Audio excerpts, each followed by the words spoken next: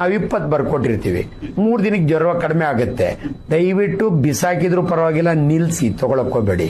ಈಗ ನಾನು ಬೀಚಿಯವ್ರದ್ದು ಒಂದು ಒಳ್ಳೆ ನಿಮ್ಗೆ ಇನ್ಸಿಡೆನ್ಸ್ ಹೇಳ್ತೀನಿ.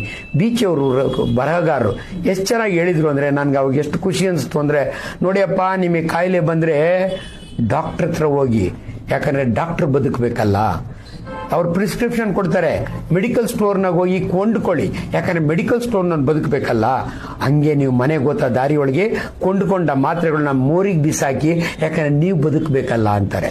ಇದ್ರಾಗ ಎಷ್ಟು ಚೆನ್ನಾಗಿ ಅರ್ಥ ಇದೆ ಅಂದ್ರೆ, ಬದುಕಬೇಕು ಅಂದ್ರೆ ತುಂಬಾ ಮಾತ್ರೆಗಳು ತಗೋಬೇಡಿ. ನಾವು ಹೇಳ್ತೀವಿ ಸೆಲ್ಫ್ ಮೆಡಿಕೇಶನ್ ಇಸ್ ಡೇಂಜರಸ್, ನಿಲ್ಸ್ಬೋದು, ಬಟ್ ಅದು ಮಾಡಿದ್ರೆ ಒಳ್ಳೇದು.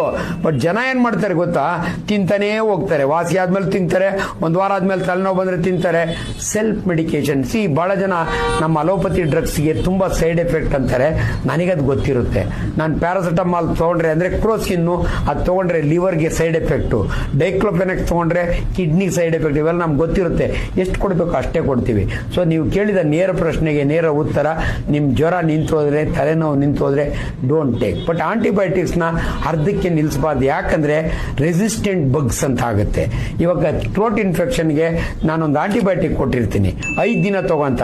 ನೀನು 2 ದಿನಕ್ಕೆ ನಿಲ್ಲಿಸಬಾರ್ದು, ಯಾಕಂದ್ರೆ ಆ ಬ್ಯಾಕ್ಟೀರಿಯಾ ರೆಸಿಸ್ಟೆನ್ಸ್ ಡೆವಲಪ್ ಆಗುತ್ತೆ. ಇದು ಬಹಳ ಇಂಪಾರ್ಟೆಂಟ್.